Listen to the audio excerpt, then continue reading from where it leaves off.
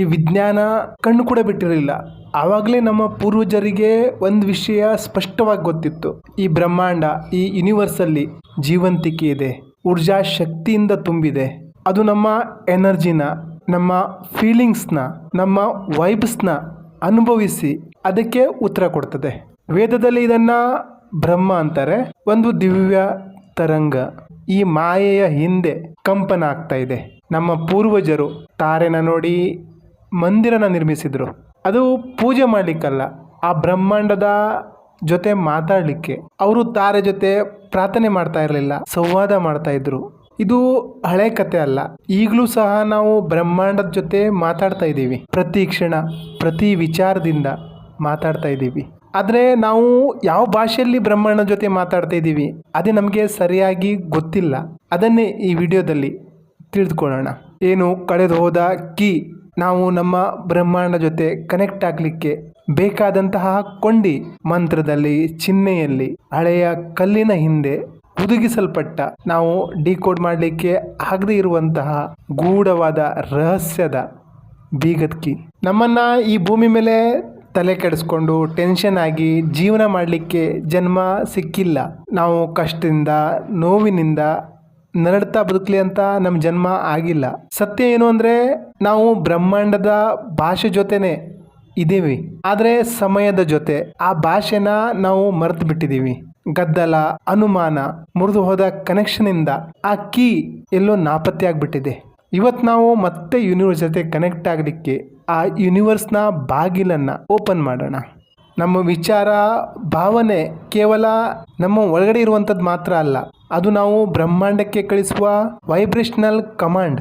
ನಮ್ಮ ಪೂರ್ವಜರು, ಋಷಿಮುನಿಗಳು, ಸಾಧು ಸಂತರು ಹೇಗೆ ಯೂನಿವರ್ಸ್ ಜೊತೆ ಕನೆಕ್ಟ್ ಆಗ್ತಾ ಇದ್ರು, ಹೇಗೆ ಅಂತರಂಗದ ಶಕ್ತಿನ ಜಾಗೃತ ಮಾಡ್ಕೊಳ್ತಾ ಇದ್ರು, ಅದನ್ನು ತಿಳ್ಕೊಳ್ಳೋಣ. ಯಾಕೆಂದ್ರೆ ನಾವಿಲ್ಲಿ ಬ್ರಹ್ಮಾಂಡದ ಜೊತೆ ಸೃಜನರಾಗಲು ಬಂದಿದ್ದೀವಿ ಹೊರತು ಯೂನಿವರ್ಸ್ ಜೊತೆ ಭಿಕ್ಷೆ ಬೇಡಲಿಕ್ಕೆ ಬಂದಿಲ್ಲ. ಮೊದಲನೇದಾಗಿ ಡೀಪ್ ಉಸಿರಾಟ ನಡೆಸಿ ಶಾಂತರಾಗಿ ರೆಡಿ ಆದರೆ ಮುಂದಕ್ಕೆ ಹೋಗೋಣ. ಬ್ರಹ್ಮಾಂಡ ಯಾವಾಗಲೂ ಕೇಳಿಸ್ಕೊಳ್ತಾನೆ ಇದೆ. ಯಾಕೆಂದರೆ ನಾವು ಏನಾದರೂ ಪ್ರಸಾರ ಮಾಡ್ತಾನೆ ಇದ್ದೀವಿ. ಸೆಟ್ಲೈಟ್, ಸ್ಮಾರ್ಟ್ಫೋನ್, ಅದಕ್ಕಿಂತ ಮುಂಚೆ ಆಲ್ಫಾಬೆಟ್ಸ್, ಎಂಟಿನಾ, ಅದಕ್ಕಿಂತ ಮುಂಚೆ ಪ್ರಾಚೀನ ಸಂತರಿಗೆ ಮುಂಚೆ ಗೊತ್ತಿತ್ತು ಈ ಸಂಚಾರ ಭಾಷೆಯಿಂದ ಆಗಲ್ಲ, ಊರ್ಜೆಯಿಂದ ಆಗ್ತದೆ ಅಂತ. ಗ್ರಂಥದಲ್ಲಿ ಬರೆದಿರುವ ಹಾಗೆ ಹೇಗೆ ಒಳಗೋ ಹಾಗೆ ಹೊರಗೆ, ಹೇಗೆ ಮೇಲೋ ಹಾಗೆ ಕೆಳಗೆ.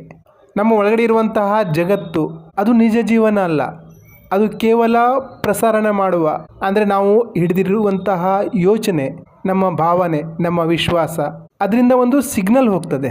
ಬ್ರಹ್ಮಾಂಡ ಅನ್ನೋದು ಕನ್ನಡಿ ತರಹ, ಸಾಧಾರಣ ಕನ್ನಡಿ ಅಲ್ಲ, ಕಂಪನದ ಒಂದು ದರ್ಪಣ. ಈ ಯೂನಿವರ್ಸಿಗೆ ಕನ್ನಡ, ಸಂಸ್ಕೃತ, ಲ್ಯಾಟಿನ್ ಭಾಷೆ ಅರ್ಥ ಆಗಲ್ಲ. ಅದಕ್ಕೆ ಕೇವಲ ಕಂಪನದ ಭಾಷೆ ಅರ್ಥ ಆಗ್ತದೆ, ಫ್ರೀಕ್ವೆನ್ಸಿ ಭಾಷೆ. ನಾವು ರೇಡಿಯೋನ ಒಂದು ಟ್ಯೂನ್ ಮಾಡಬೇಕಾದ್ರೆ, ಒಂದು ಚಾನಲ್ ಹಾಕಬೇಕಾದ್ರೆ ಹೇಗೆ ಟ್ಯೂನ್ ಮಾಡ್ತೀವೋ, ನಮಗೆಲ್ಲ ಭಾಷೆ ಕೇಳಿಸಲ್ಲ, ಯಾವುದಾದ್ರೂ ಒಂದು ಭಾಷೆ ಹೇಗೆ ಕೇಳಿಸುತ್ತೋ ಅದೇ ರೀತಿ ನಾವು ಅದೇ ರೀತಿ ನಮಗೆ ಬ್ರಹ್ಮಾಂಡ ಕೊಡ್ತದೆ. ನಮಗೇನು ಇಷ್ಟನೋ ಅದಲ್ಲ, ನಾವು ಯಾವ ರೀತಿ ಒಳಗಡೆಯಿಂದ ಇದ್ದೀವೋ, ನಾವು ಯಾವ ರೀತಿ ವೈಬ್ರೇಟ್ ಮಾಡ್ತೀವೋ ಅದೇ ರೀತಿ ನಮಗೆ ಬ್ರಹ್ಮಾಂಡ ಕೊಡ್ತದೆ ಹೊರತು ನಮಗೇನು ಇಷ್ಟನೋ ಅದಲ್ಲ. ನಮ್ಮ ಪೂರ್ವಜರು ಆ ತಾರೆ ನೋಡಿ ಆ ಯೂನಿವರ್ಸ್ ಜೊತೆ ಕನೆಕ್ಟ್ ಆಗಲಿಕ್ಕೆ ಮಂದಿರ ನಿರ್ಮಾಣ ಮಾಡಿದ್ರು. ಆ ಫ್ರೀಕ್ವೆನ್ಸಿ ಕ್ಯಾಚ್ ಮಾಡಲಿಕ್ಕೆ, ಆಕಾಶ ಮತ್ತು ಭೂಮಿ ಮಧ್ಯೆ ಒಂದು ಫ್ರೀಕ್ವೆನ್ಸಿ ಮ್ಯಾಚ್ ಮಾಡಲಿಕ್ಕೆ ಸಾಧು ಸಂತರು, ನಮ್ಮ ಪೂರ್ವಿಕರು ಈ ಸತ್ಯನ ಆಳವಾಗಿ ಅರ್ಥಿದ್ರು. ಪುರಾತನ ಗ್ರಂಥಗಳಲ್ಲಿ ಆ ಶಬ್ದನ ದಿವ್ಯವಾಣಿ ಅಂತ ಉಲ್ಲೇಖ ಮಾಡ್ತಾ ಇದ್ರು. ಆ ದಿವ್ಯವಾಣಿಯಿಂದನೇ ಸೃಷ್ಟಿಯ ಪ್ರಾರಂಭ ಆಯಿತು. ಮಾನ್ಯತೆ ಇದೆ, ಧ್ವನಿ ಮೊದಲು ಬಂತು, ಆಮೇಲೆ ಆಕಾರ ಅಂತ. ಬ್ರಹ್ಮಾಂಡನ ಯಾರು ತಯಾರು ಮಾಡಿಲ್ಲ, ಅದು ಹಾಡಿದ್ದು ಓಂಕಾರ ನಾದದಿಂದ. ಓಂ ಇದು ಕಂಪನದ ಕೋಡ್, ಇದ್ರ ಮೂಲಕನೇ ಸತ್ಯ ತನಕ ತಲುಪಬಹುದು. ಓಂ ಈ ಭಾವನೆಯಿಂದ ಇದನ್ನು ಜಪ ಮಾಡಿದಾಗ ಮನಸ್ಸು ಶಾಂತ ಮಾಡೋದಷ್ಟೇ ಅಲ್ಲ, ಅದು ನಮ್ಮ ಇನ್ನರ್ ಫ್ರೀಕ್ವೆನ್ಸಿನ ಬ್ರಹ್ಮಾಂಡದ ಜೊತೆ ಕನೆಕ್ಟ್ ಆಗಲಿಕ್ಕೆ ಸಹಾಯ ಮಾಡುತ್ತೆ, ಅಲೈನ್ಮೆಂಟ್ ಮಾಡ್ತದೆ. ಅದ್ವೈತ ವೇದಾಂತದಲ್ಲಿ ಬ್ರಹ್ಮ ಅನಂತ ಚೇತನ, ಎಲ್ಲ ಕಡೆ ಇರುವಂಥದ್ದು.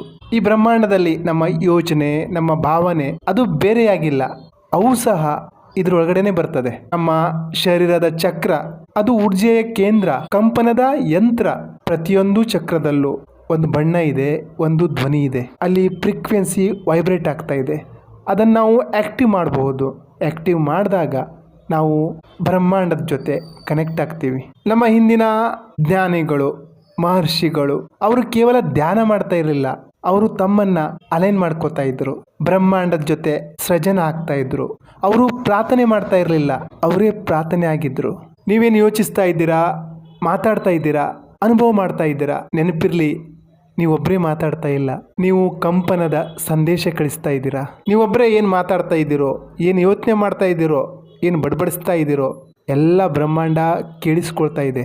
ಪ್ರಶ್ನೆ ಏನು ಅಂದರೆ, ಬ್ರಹ್ಮಾಂಡ ಕೇಳಿಸ್ಕೊಳ್ತಾ ಇದೆ ಅದಲ್ಲ, ಅದು ಏನು ಕೇಳಿಸ್ಕೊಳ್ತಾ ಇದೆ ಅದು. ಯಾಕಂದರೆ ಊರ್ಜೆ, ಕಂಪನ ಬ್ರಹ್ಮಾಂಡದ ರಹಸ್ಯ ಭಾಷೆ. ಏನೆಲ್ಲ ಸೃಷ್ಟಿಯಲ್ಲಿ ಇವೆಯೋ ಅವೆಲ್ಲವೂ ಕಂಪನ ಮಾಡ್ತಾ ಇದೆ.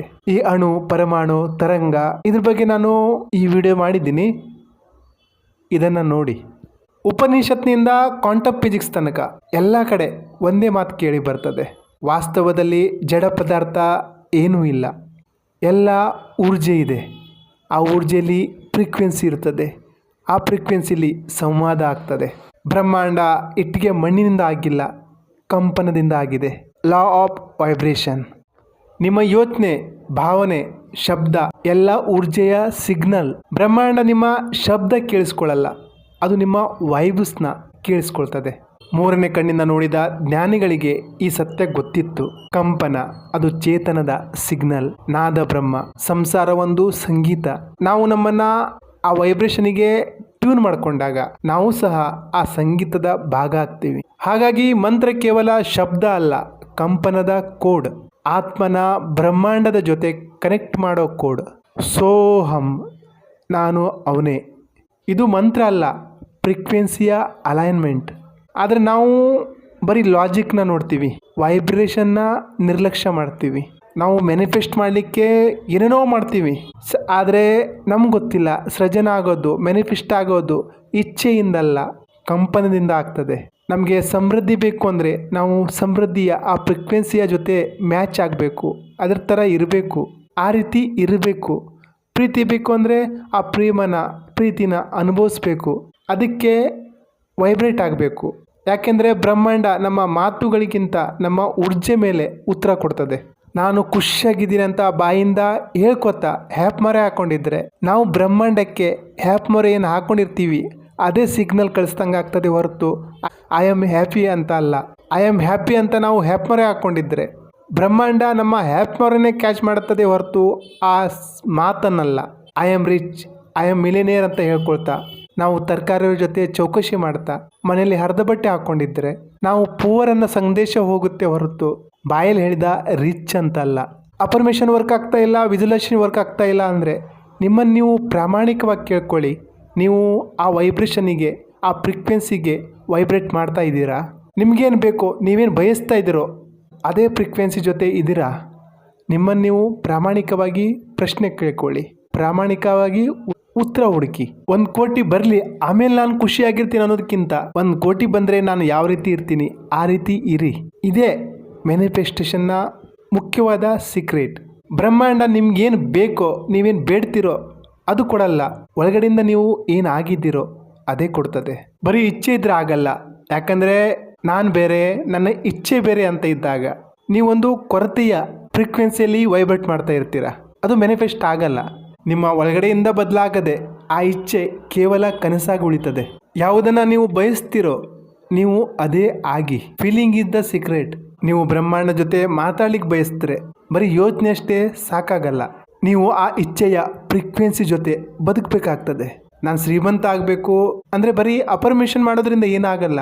ನೀವು ಶ್ರೀಮಂತರಾದರೆ ಹೇಗಿರ್ತೀರಾ ಆ ರೀತಿಯ ಒಂದು ಫೀಲಿಂಗ್ನ, ಆ ರೀತಿಯ ವರ್ತನೆನ ನೀವು ಬೆಳೆಸ್ಕೋಬೇಕಾಗ್ತದೆ. ಅದನ್ನು ನಿಜ ಅಂತ ನಂಬಿ ಆ ರೀತಿ ವರ್ತನೆ ಮಾಡಿ ನನ್ನ ಹತ್ರ ದುಡ್ಡಿದೆ ಅನ್ನೋ ಒಂದು ಫೀಲಿಂಗಲ್ಲಿ ಇರಿ, ಅವಾಗದು ಮ್ಯಾನಿಫೆಸ್ಟ್ ಆಗುತ್ತೆ.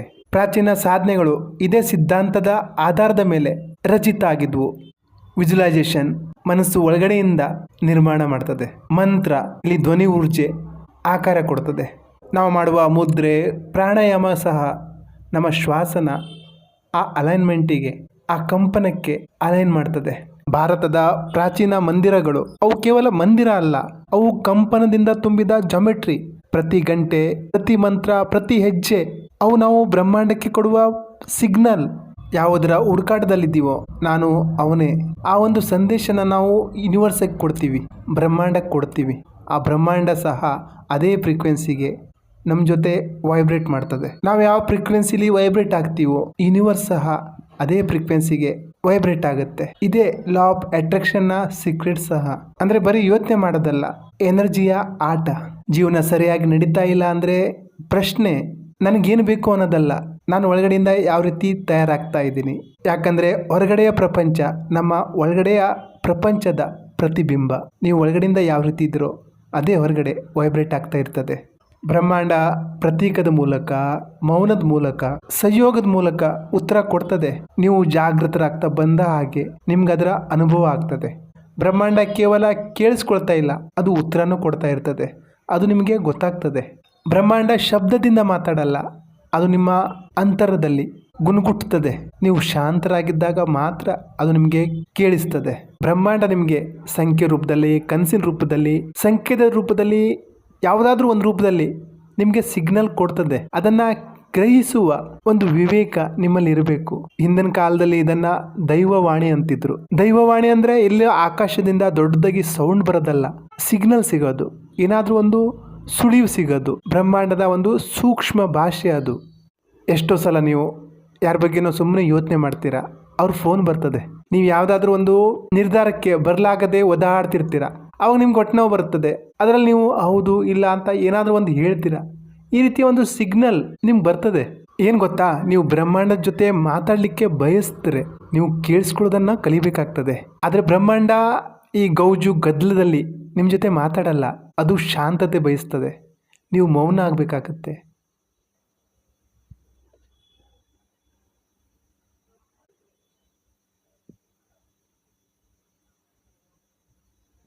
ಋಷಿ ಮುನಿಗಳು ಪರ್ವತದ ಮೇಲೆ, ಗುಡ್ಡ ಬೆಟ್ಟಗಳ ಮೇಲೆ, ಗುಹೆಗಳಿಗೆ ಹೋಗಿದ್ದು ಈ ಜಗತ್ತಿಂದ ತಪ್ಪಿಸ್ಕೊಳ್ಳಿಕ್ಕಲ್ಲ, ಕೇಳಿಸ್ಕೊಳ್ಳಿಕ್ಕೆ.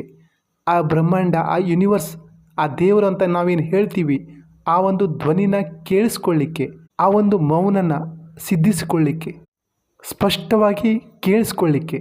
ಆ ಮೌನದಲ್ಲಿ ಅವರಿಗೆ ಸ್ಪಷ್ಟವಾದ ಸಂದೇಶಗಳು, ಉತ್ತರ ಸಿಗ್ತಾ ಇದ್ವು. ಆ ಸಂವಾದ ಭಾಷೆಯಿಂದ ಆಗ್ತಾ ಇರಲಿಲ್ಲ, ಪ್ರಕಾಶ, ದೃಷ್ಟಿ, ಧ್ವನಿ ಮೂಲಕ ಆಗ್ತಾ ಇತ್ತು. ನಾವಿದನ್ನು ಧ್ಯಾನ ಅಂತೀವಿ, ಆದರೆ ಇದು ಎರಡು ಕಡೆಯ ಎಂಟಿನ ಇದ್ದ ಹಾಗೆ. ನಿಮಗೂ ಸಹ ಸಿಗ್ನಲ್ ಸಿಗ್ತಾ ಇದೆ.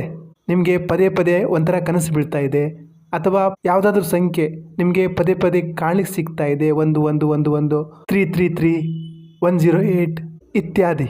ನೀವೊಂದು ನಿಮ್ಮ ರೂಮಲ್ಲಿ ಎಂಟ್ರಿ ಮಾಡಬೇಕಾದ್ರೂ ಆ ಒಂದು ಹೆಜ್ಜೆಯಲ್ಲೂ ಸಹ ನಿಮಗೆ ಅನುಭವ ಆಗ್ತದೆ. ಏನಾದರೂ ಒಂದು ರಹಸ್ಯ ನಿಮ್ಗೆ ಅರ್ಥ ಆಗ್ತದೆ. ಆ ಒಂದು ಕ್ಷಣನ ಡಿಕೋಡ್ ಮಾಡೋ ವಿವೇಕ ನಿಮ್ಮಲ್ಲಿ ಇರಬೇಕು. ಇದು ಕಲ್ಪನೆ ಅಲ್ಲ, ಸಂಪೂರ್ಣತೆಯ ಅರಿವು. ಯಾಕಂದರೆ ಹೊರಗಡೆಯ ಎಲ್ಲವೂ ನಮ್ಮ ಒಳಗಡೆಯ ಜಗತ್ತಿನ ಪ್ರತಿಬಿಂಬ. ಹೊರಗಡೆಯ ಏನೇನಿದೆ ಅವೆಲ್ಲವೂ ನಮ್ಮ ಒಳಗಡೆ ಜಗತ್ತಿನ ಪ್ರತಿಬಿಂಬ. ಬ್ರಹ್ಮಾಂಡ ಮಾತಾಡೋದು ನಿಮ್ಮ ಜೊತೆ ಅಲ್ಲ, ನಿಮ್ಮ ಮೂಲಕ ಮಾತಾಡ್ತದೆ. ಮುಂದಿನ ಸಲ ಏನಾದರೂ ನಿಮ್ಮ ಜೊತೆ ಏನಾದರೂ ವಿಶೇಷವಾದ ಘಟನೆ ನಡೆದರೆ, ಅಥವಾ ಯಾವುದಾದ್ರೂ ಕನಸು ಸ್ಪಷ್ಟವಾಗಿ ಬಂದರೆ, ಅಥವಾ ನಿಮ್ಮ ಒಳಗಡೆಯಿಂದ ಯಾವುದೋ ಒಂಥರ ಭಾವ ಬಂದರೆ ಅದನ್ನು ತಿರಸ್ಕಾರ ಮಾಡಬೇಡಿ. ಯಾಕಂದರೆ ಅದು ಬ್ರಹ್ಮಾಂಡದ ಗುನುಗುನು ಆಗಿರ್ಬೋದಲ್ವಾ. ಬ್ರಹ್ಮಾಂಡ ನಿಮ್ಮ ಜೊತೆ ಏನಾದರೂ ಮಾತಾಡಲಿಕ್ಕೆ ಬಯಸ್ತಾ ಇರ್ಬೋದು. ಪ್ರಾಚೀನ ಸಾಧನ, ಆಧುನಿಕ ಚಮತ್ಕಾರ, ನಿಮ್ಮ ಒಳಗಡೆಯ ಶಕ್ತಿನ ಜಾಗೃತಗೊಳಿಸಿ. ಬ್ರಹ್ಮಾಂಡ ನಮ್ಮ ಇಚ್ಛೆ ಮೇಲಲ್ಲ, ನಾವೇನಾಗಿದ್ದೀವಿ ಅದರ ಮೇಲೆ ಪ್ರತಿಕ್ರಿಯೆ ತೋರಿಸ್ತದೆ. ಈಗ ಪ್ರಶ್ನೆ ಏನು ಅಂದರೆ, ನಮಗೇನು ಬೇಕು ಆ ಒಂದು ಫ್ರೀಕ್ವೆನ್ಸಿಲಿ, ಆ ಒಂದು ತರಂಗದಲ್ಲಿ ನಾವು ಯಾವ ರೀತಿ ವೈಬ್ರೇಟ್ ಆಗೋದು, ಅದಕ್ಕೂ ನಮ್ಮ ಪ್ರಾಚೀನ ಗ್ರಂಥಗಳಲ್ಲಿ ಉತ್ತರ ಇದೆ. ಅದನ್ನು ಥರ್ಡ್ ಐಯಿಂದ ಸ್ಟಾರ್ಟ್ ಮಾಡೋಣ. ಆಜ್ಞಾಚಕ್ರ. ಆಧುನಿಕ ವಿಜ್ಞಾನ ಇದನ್ನು ಪಿನಿಯಲ್ ಗ್ಲ್ಯಾಂಡ್ ಅನ್ನಂತೆ. ಆಧುನಿಕ ವಿಜ್ಞಾನ ಇದನ್ನು ಪಿನಿಯಲ್ ಗ್ಲ್ಯಾಂಡ್ ಅಂತ ಹೆಸರು ಕೊಡ್ತದೆ. ನಮ್ಮ ಮಸ್ತಿಷ್ಕದಲ್ಲಿ ಸಣ್ಣ ಒಂದು ಕ್ರಿಸ್ಟಲ್ ರೂಪದಲ್ಲಿದೆ. ಅದು ಪ್ರಕಾಶ, ಕಂಪನ, ತರಂಗಕ್ಕೆ ವೈಬ್ರೇಟ್ ಮಾಡ್ತದೆ. ಇದ್ರ ಬಗ್ಗೆನೂ ವಿಡಿಯೋ ಡೀಪಾಗಿ ಮಾಡಿದ್ದೀನಿ, ನೋಡಿ. ಪ್ರಾಚೀನ ಕಾಲದಿಂದಲೂ ಇದು ಒಂದು ದೈವಿಕ ಗ್ರಂಥಿ. ಇದು ಆಧ್ಯಾತ್ಮಿಕವಾಗಿ ಎಂಟಿನ ಥರ ಕೆಲಸ ಮಾಡ್ತದೆ ಅಂತ ಹೇಳ್ತಾರೆ. ನಮ್ಮ ಚೇತನನ ಹೈಯರ್ ಲೆವೆಲಿಗೆ ಟ್ಯೂನ್ ಮಾಡ್ತದೆ. ಪ್ರಾಚೀನ ಯೋಗ ಪರಂಪರೆಯ ಮೂಲಕ, ಧ್ಯಾನ, ಮಂತ್ರ, ಶ್ವಾಸದ ಮೂಲಕ ಇದನ್ನು ಸಕ್ರಿಯ ಮಾಡಬಹುದು. ಸಾಧಕ ಇದನ್ನು ಜಾಗೃತ ಮಾಡಿದಾಗ ಅವನು ಹೊರಗಡೆ ಅಲ್ಲ, ಒಳಗಡೆ ನೋಡ್ಲಿಕ್ಕೆ ಸ್ಟಾರ್ಟ್ ಮಾಡ್ತಾನೆ. ಆವಾಗ ಅವನ ಮಾತು ಆ ಬ್ರಹ್ಮಾಂಡದ ಜೊತೆ ತಾಳಮೇಳ ಆಗಲಿಕ್ಕೆ ಸ್ಟಾರ್ಟ್ ಆಗ್ತದೆ. ನೀವು ಓಂ ಉಚ್ಚಾರ ಮಾಡಿದಾಗ ಬರೀ ಒಂದು ಧ್ವನಿ ಮಾತ್ರ ತೆಗಿತಾ ಇಲ್ಲ, ನೀವು ನಿಮ್ಮ ಶರೀರ ಮನಸ್ಸನ್ನು ಆ ಬ್ರಹ್ಮಾಂಡದ ಜೊತೆ ಕನೆಕ್ಟ್ ಮಾಡ್ತಾ ಇದ್ದೀರಾ. ಇದು ಒಂಥರ ವೈಬ್ರೇಷನಲ್ ಟೆಕ್ನಾಲಜಿ. ನಾವು ನಮ್ಮ ಶರೀರ ಮನಸ್ಸು ಊರ್ಜಾ ಶಕ್ತಿನ ಬ್ರಹ್ಮಾಂಡದ ಕಂಪನ ಜೊತೆ ತಾಳಮೇಳ ಮಾಡ್ತಾ ಇರ್ತೀವಿ. ನಾವೊಂದು ಸ್ತ್ರೀ ಅಂತ ನೋಡಿದಾಗಲೂ ಸಹ ಆಕಾರದಲ್ಲಿ ತ್ರಿಕೋನ ಅಂತ ಏನಿದೆ, ಅಲ್ಲೂ ಸಹ ದಿವ್ಯ ಸ್ತ್ರೀ ಪುರುಷನ ಮಿಲನ ತ್ರಿಕೋನ ಅಂದರೆ. ಜೊತೆಗಿದು ಸೃಜನತೆಯ ಊರ್ಜೆಯ ನಕ್ಷೆ ಸಹ. ನೀವು ಶ್ರೀ ಯಂತ್ರದ ಮೇಲೆ ಗಮನ ಇಟ್ಟಾಗ, ಧ್ಯಾನ ಇಟ್ಟಾಗ, ನೀವು ನಿಮ್ಮ ಯೋಚನೆ, ನಂಬಿಕೆ, ವಾಸ್ತವಿಕತೆಯನ್ನು ಬ್ರಹ್ಮಾಂಡದ ಮದರ್ ಬೋರ್ಡ್ ಜೊತೆ ಕನೆಕ್ಟ್ ಮಾಡ್ತಾ ಇರ್ತೀರ. ಈ ಶ್ರೀ ಯಂತ್ರದ ಬಗ್ಗೆನೂ ನಾನು ಸ್ವಲ್ಪ ನನಗೆ ಅರ್ಥ ಆದಷ್ಟು ನಾನು ತಿಳಿಸಿದ್ದೇನೆ, ಈ ವಿಡಿಯೋ ನೋಡ್ಬೋದು. ನಾವು ವಿಜುವಲೈಸೇಷನ್ ಮಾಡಬೇಕಾದ್ರೂ ಸಹ ಬರೀ ವಿಜುವಲೈಸೇಷನ್ ಮಾಡ್ತಾ ಇರಲ್ಲ, ನಾವು ನಮ್ಮ ಆಂತರಿಕ ಸೃಷ್ಟಿ ಮಾಡ್ತಾ ಇರ್ತೀವಿ. ಯದ್ಭಾವಂ ತದ್ಭವತಿ. ನೀವು ಬ್ರಹ್ಮಾಂಡದ ಜೊತೆ ಭಿಕ್ಷೆ ಬೇಡ್ಲಿಕ್ಕೆ ಬಂದಿಲ್ಲ, ನೀವು ಬ್ರಹ್ಮಾಂಡದ ಜೊತೆ ಒಂದಾಗ್ಲಿಕ್ಕೆ ಬಂದಿದ್ದೀರಾ. ನೀವು ಚಮತ್ಕಾರದ ಹಿಂದೆ ಓಡುವ ಅವಶ್ಯಕತೆ ಇಲ್ಲ, ನೀವು ಆ ಚಮತ್ಕಾರ ಘಟಿಸುವ ಆ ಸ್ಥಾನ ಆಗಬೇಕು. ಮತ್ತು ಆ ಸ್ಥಾನ ನಿಮ್ಮ ಒಳಗಡೆಯಿಂದ ಮೊದಲಾಗತ್ತೆ, ನಿಮ್ಮ ಒಳಗಡೆಯಿಂದ ಶುರುವಾಗ್ತದೆ. ನೀವೇ ಬ್ರಹ್ಮಾಂಡ, ನೀವು ಬ್ರಹ್ಮಾಂಡದಿಂದ ಬೇರೆಯಾಗಿಲ್ಲ, ನೀವೇ ಬ್ರಹ್ಮಾಂಡ. ಆದರೆ ನಮಗೆ ಗೊತ್ತಿಲ್ಲ. ನಮ್ಮ ಋಷಿ ಮುನಿಗಳು, ಸಾಧು ಸಂತರು ಈಶ್ವರನ ಹೊರಗಡೆ ಹುಡುಕ್ತಾ ಇರಲಿಲ್ಲ, ಅವರ ಒಳಗಡೆನೇ ಹುಡುಕ್ತಾ ಇದ್ರು. ಉಪನಿಷತ್ ಹೇಳ್ತದೆ, ತತ್ ತ್ವಂ ಮಸಿ, ನೀನು ಅವನೇ. ಬ್ರಹ್ಮಾಂಡದ ಜೊತೆ ಮಾತಾಡೋದು ಹೊರಗಡೆಯ ಒಂದು ಪ್ರತಿಕ್ರಿಯೆ ಅಲ್ಲ, ನಾವೇ ಬ್ರಹ್ಮಾಂಡ. ಬ್ರಹ್ಮಾಂಡ ಜೊತೆ ಮಾತಾಡೋದು ಅಂದರೆ ಸ್ವಯಂನ ಮಿಲನ. ಯಾವಾಗ ನೀವು ನಿಮ್ಮ ಕಂಪನನ್ನೇ ನಿಮ್ಮ ಪ್ರಾರ್ಥನೆ ಅಂತ ನಿಮ್ಗೆ ಯಾವಾಗ ಅರಿವಿಗೆ ಬರ್ತದೋ, ಆವಾಗ ನೀವು ಬ್ರಹ್ಮಾಂಡದ ಹಿಂದೆ ಬೀಳಲ್ಲ, ಅದರ ಜೊತೆ ಇರ್ತೀರ. ಯಾಕಂದರೆ ನೀವೇ ಬ್ರಹ್ಮಾಂಡ. ಗೀತೆಯಲ್ಲಿ ಶ್ರೀಕೃಷ್ಣ ಪರಮಾತ್ಮ ಹೇಳ್ತಾರೆ, ನನ್ನನ್ನು ಎಲ್ಲ ಕಡೆ ನೋಡುವವರು, ಎಲ್ಲರನ್ನ ನನ್ನಲ್ಲಿ ನೋಡುವವನು, ಅವರು ನನ್ನಿಂದ ಯಾವತ್ತೂ ದೂರ ಆಗಲ್ಲ. ನಿಜವಾದ ಮಾರ್ಗ ಈಶ್ವರನನ್ನು ಹುಡುಕೋದಲ್ಲ, ಅರಿತುಕೊಳ್ಳೋದು. ನಾವೇ ಈಶ್ವರ ಅಂತ. ಈಶ್ವರ ಬೇರೆ, ನಾವು ಬೇರೆ ಅಲ್ಲ, ಎರಡು ಒಂದೇ. ನಾವು ಕೇವಲ ನೆನಪು ಮಾಡಿಕೊಂಡ್ರೆ ಸಾಕು, ನಮಗೆಲ್ಲ ಅರಿವಿಗೆ ಬರ್ತದೆ. ನೀವು ಆಕಾಶ ನೋಡಿಕೊಂಡು ಏನಾದರೂ ಇಚ್ಛೆ ವ್ಯಕ್ತಪಡಿಸಬೇಕು ಅಂದರೆ, ಅಥವಾ ಕಣ್ಣು ಮುಚ್ಕೊಂಡು ಏನಾದರೂ ಆಸೆನ, ಬಯಕೆನ ಮ್ಯಾನಿಫೆಸ್ಟ್ ಮಾಡಬೇಕು ಅಂದರೂ ಒಂದನ್ನು ನೆನಪಿಟ್ಕೊಳ್ಳಿ, ಯೂನಿವರ್ಸ್ ನಿಮ್ಮ ಮಾತು ಕೇಳಿಸ್ಕೊಳ್ತಾ ಇದೆ, ಅದು ನಿಮ್ಮನ್ನು ನೋಡ್ತಾ ಇದೆ.